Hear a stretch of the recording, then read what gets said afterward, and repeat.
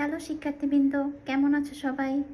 আজকে আমি তোমাদের সাথে আলোচনা করব নবম এবং দশম শ্রেণীর সাধারণ গণিতের অনুশীলনী 4.1, যেটা সূচকের চ্যাপ্টার। প্রথম অঙ্কটা হচ্ছে সরল করো।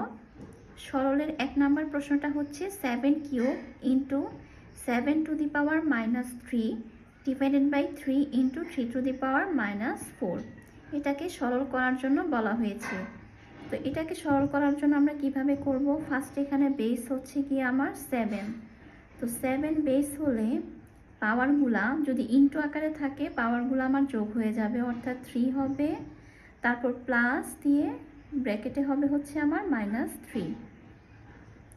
এবার নিচের অংশে আমার বেস হচ্ছে 3, তাহলে আমি লিখব 3, আর ইনটু আকারে থাকলে পাওয়ারগুলো আমার যোগ হয়ে যাবে, আর এখানে 3 এর উপর কিছু দেওয়া নাই, তার মানে পাওয়ার হচ্ছে 1, তারপর প্লাস দিয়ে হবে -4।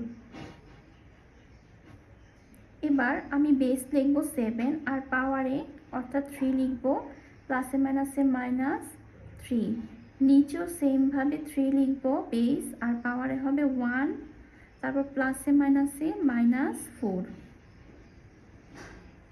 এবার 7 লিখব আর 3 - 3 হচ্ছে 0, আর নিচে হবে 1 - 4 হচ্ছে -3, আর 7 টু দি পাওয়ার 0, আমরা জানি কোনো কিছুর উপর পাওয়ার যদি 0 থাকে সেটার মান হবে হচ্ছে 1। তো 7 এর উপর যেহেতু পাওয়ার 0, এটার মান হবে হচ্ছে 1।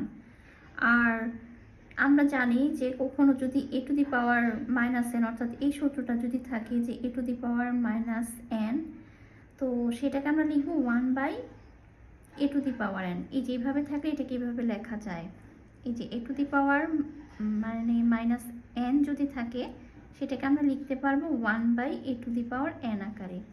তো সেমভাবে এখানে 3 টু দি পাওয়ার -3, এটাকে আমরা লিখতে পারবো 1/3 কিউব।